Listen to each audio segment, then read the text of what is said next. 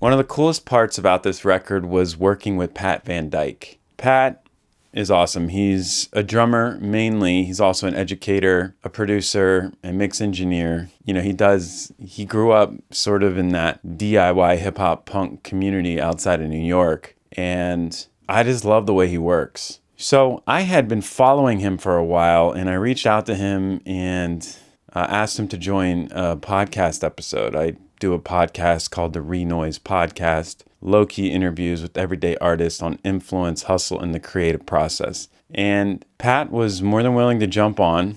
We had a great conversation. He has a bunch of different volumes of drum breaks. Actually, Mark Ronson shouted him out on the BBC documentary recently, which is awesome. So while I was creating these songs, I found myself gravitating to his drum breaks for the demos. And almost every demo I did of these songs had his drum breaks on it. And then I got to thinking, man, why don't I just go rent out his time and actually have him play on the record? I had probably 8 or so demos I sent him. A lot of them were drum breaks that he had already made. And I said, let's jump in the studio. How much would it be worth your time to do this? And he gave me a price. I drove up to New York. I stayed with my friend. I stayed in the city, and then the next day drove out and went to his studio. And for about 6 hours, this dude recorded like 8 songs.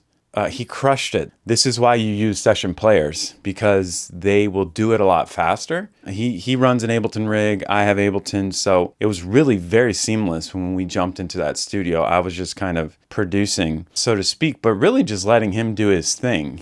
You know, he only used 4 mics, 2 overheads, a kick and a snare. But the feel and the swag that he brought, there's just no way that I, in my abilities at this point, could ever program drums like that. So the way we kind of approached it was chop up individual parts that you may be able to loop over the whole track, you know, and almost use them as you would a sample or a drum loop, but actually have a real drummer playing it. And then I would have him do fills in the same BPM. So if the song's at 115, I'll say, okay, let's just have you set up. Let's run a click. And then I want you to do, 8 fills in this BPM.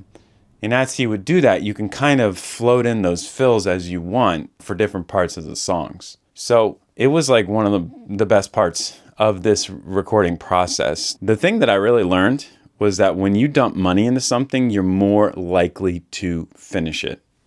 It's not just going to sit on your hard drive and be this thing that maybe or maybe not you'll release. It's like, yo, I've invested in this. Let's do something with it.